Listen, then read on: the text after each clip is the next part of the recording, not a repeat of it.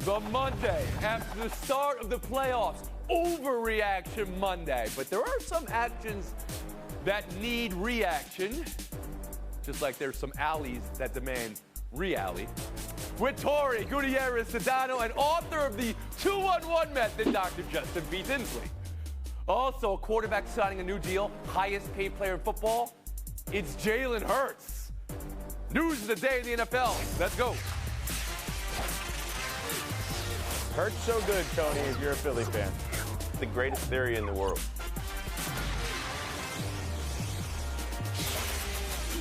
We start with the NFL news, and it's huge. The Eagles and quarterback Jalen Hurts reaching agreement on a 5-year extension. $255 million is the top-end number.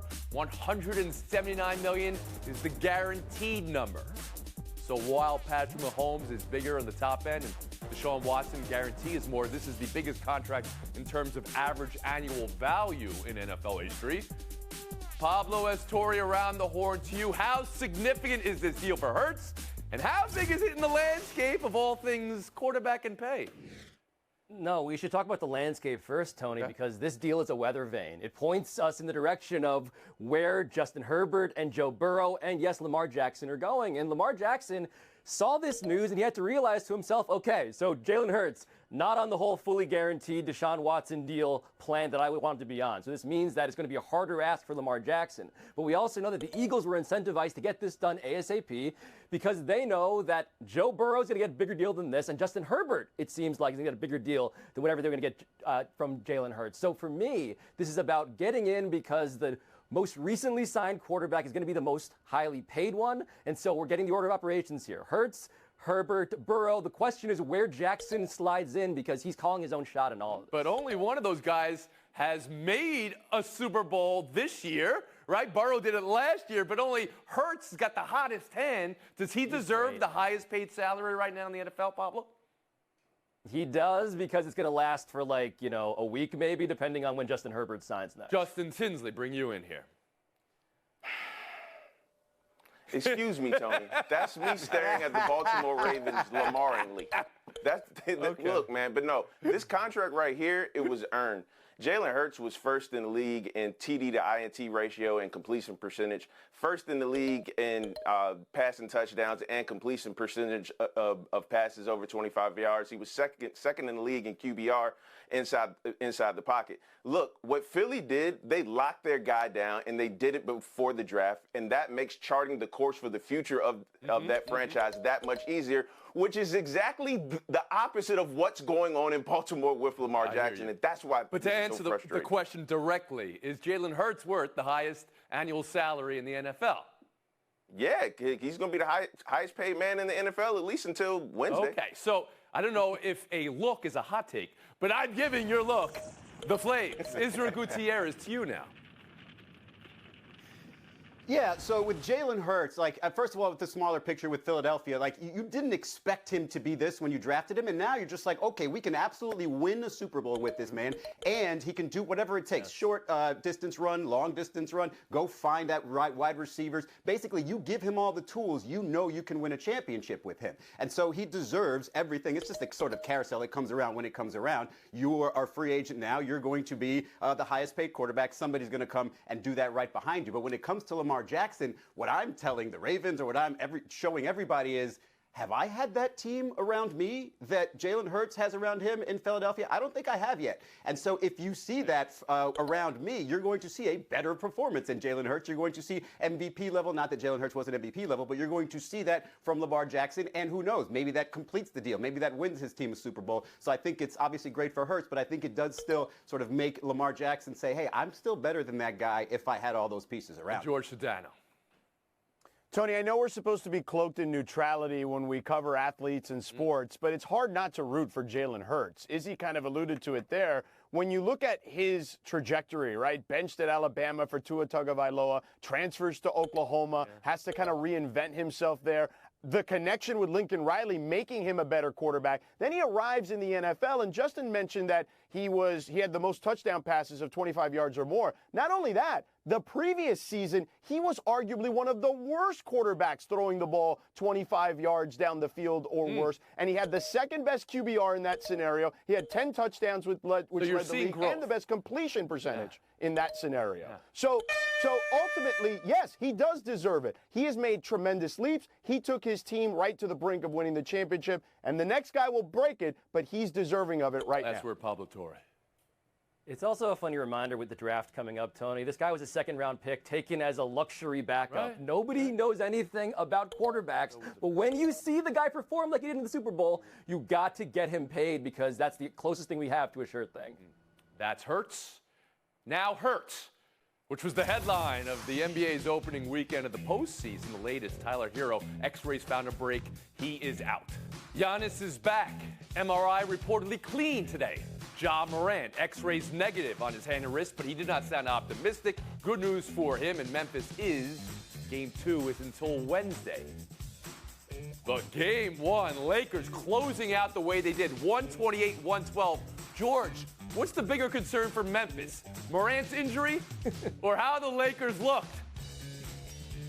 Tony, this is going to sound crazy because Ja Morant is the one player the Lakers didn't have a matchup for, but it is the Lakers. The Lakers beat them in the regular season, and I know that doesn't always translate to postseason success, but the reality is Memphis went into the series, even when Ja Morant was healthy, with issues along their front line. Steven Adams out, Brandon Clark out, and Jaren Jackson Jr., despite being a Defensive Player of the Year candidate, always has a propensity for foul trouble, which didn't look good going into the series, particularly the way Anthony Davis has played the last month or so, where he was the Western Conference Player of the Month. So I didn't like Memphis going into this, and I certainly don't like them if Ja Morant is not available moving forward, because, hey, it's not just AD and LeBron. It's the pieces around them. They're the best team in the West since the trade deadline, and Austin Reeves, he is him. Because when LeBron was out for over a month, he had the 11th best free throw attempts per game in the league, and all the guys ahead of him, Tony, in that stretch were all all-star caliber players. This is a gem and a find by the Lakers. Austin Reeves may not be able to put up this night every night, but he's certainly going to help them every night on the floor. Are you calling it the Austin Reeves game name?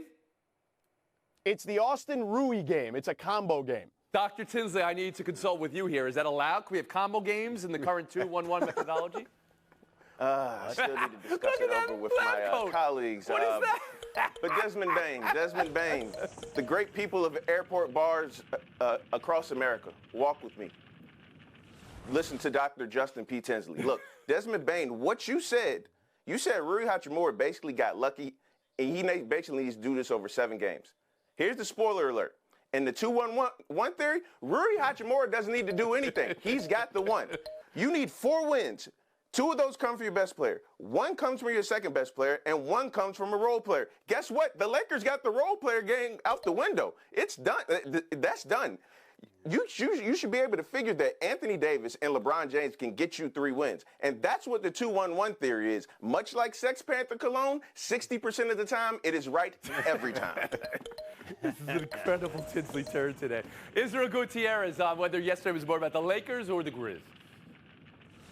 Yesterday, I thought was more about the Grizzlies, actually. And I think, you listened to Ja Morant after the game, and my concern is that he's just defeated, right? Such a lot going on for him this year. He's got this injury, and he just said, the pain level's at 100. Who knows? It's just that kind of year for me. And so I don't want him talking like that. Obviously, if his hand or wrist is seriously hurt, then the team's chances are lowered significantly. But if it's short-term, Tyus Jones, Ja Morant had 6 turnovers yesterday. Tyus Jones is not going to turn the ball over. He's going to be a very, very steady backup point guard and, distribute the ball. And if those guys get hot, they can still beat the Lakers, but they can't really do it for a series if Ja Morant is not himself. And yesterday, if they had him down the stretch, that's a winnable game for them. So I'm absolutely thinking that it's way more of a concern that Ja Morant's not around than anything that, Pablo shaking his head no. Pablo Torre, join us. Well, 2 things are true, okay? The Lakers' defense, we're talking about them being the best team since the trade deadline. It's because of their defense, which has been the best in the NBA. They can defend without fouling, and they did that against the Grizzlies. With Ja Morant there, by the way, he played 30 minutes. Of course, when he's not there, when he can't unball the socks, Tony, post-game, as reporters were observing, because he is so banged up in that wrist and hand, hugely worrisome. But the point about the Lakers is the defense. Anthony Davis being a guy who is blocking everything. LeBron James actually being active and there for your defensive needs. The fact that Rui Hachimura is having the game of his life and Austin Reeves, Look, I believe he is excellent and a great defender, by the way, but what does it mean to be him? There can only be one him, I feel like. Is that the rule of him? Like it's a Highlander situation? What are we doing here? Okay, all right. Israel Gutierrez. If I may check in with the doctor for a second, Ja Morant, being your best player, is he not supposed to be able to overcome great defense for at least a game or two? I believe he is, and I believe he can. Dr. Tinsley. Well, he injured his shooting hand. That pretty much takes you out of the series. When your best offensive player can't shoot, So in one game, hard to get to. if we're going to be overreaction Monday, in According one to game, it's clear to you actual now, factors. series goes to the Lakers, George Sedano. Yes. Gutierrez. Not clear Tinsley. yet. Yes. Torrey. Lakers. Miami 130, Bucks 117. That's the other headline from Sunday. Here's the Giannis injury again. I'm going to ask about taking charges in a second. But first, that Miami was able to score at will when Giannis was out. Miami, we're talking about here. 130 points. And a back injury for your MVP 1 game into what you hope was a 2-month playoff run. Israel, how panicked should Milwaukee be? Did you see Anthony Davis? I can't feel my arm. That series is not over. Milwaukee should be a little panicked because a lower back injury, it can recur. You know, if he takes another spill, if he takes something really hard where he has to sort of brace himself, it can sort of be a problem throughout the series. However, without Tyler Hero, Miami doesn't have a lot of luxuries. It's got to be Jimmy Butler on his game. It's got to be Bam Adebayo on his game. And it's got to be these shooters absolutely shooting lights out like they did on Sunday. They haven't done that all season, so it's hard to predict that they can So replicate. you think the Hero injury may be bigger than the Antetokounmpo question? As long as Giannis can play in this series, then yes. Sedano, how about you? Tony, I think the Heat have made this a real series because I do think Giannis' situation, while I think he will play in this series, I think to Izzy's point, he's going to be a little tender at times, particularly with a back injury. But Miami went from the best three-point shooting team last year with this same roster to one of the worst, 27th in the league. If they can just be somewhere in the middle, I think they have a decent shot. And we saw Jimmy Butler drag Miami to within 1 shot of winning the East last year with Tyler Hero not in the lineup for most of that series against Boston last year. So I do think the Heat are viable in this game, Pablo Torre. or in this series.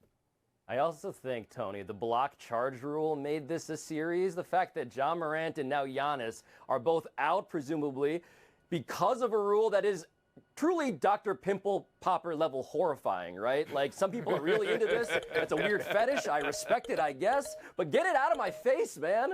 Like, I don't want Giannis leaving a series because he tries to do something that is Well, let's beneath talk his about station both of as those. world's great Were the defenders not set? Were Kevin Love and Anthony Davis not set? They were set. Pablo?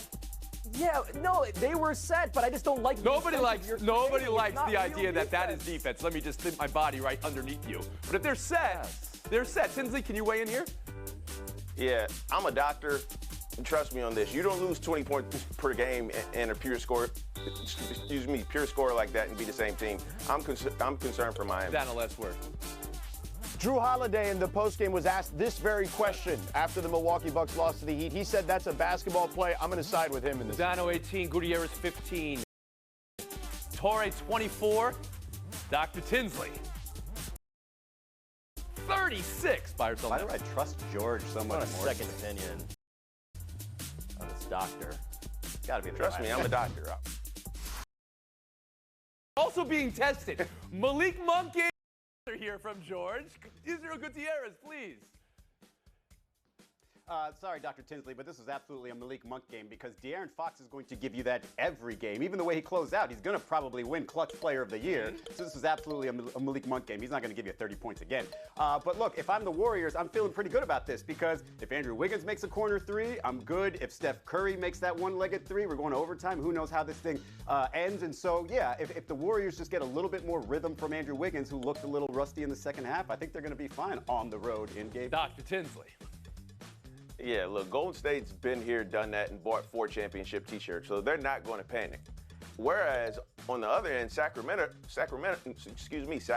I expect Sabonis to play much, much better, and I expect Sacramento to have the urgency as if they're the team that's down 0-1. Because if they go up 2-0, Golden State has to beat them 4 out of the next 5 games, and that's a tough odd for anybody. Pablo Torre.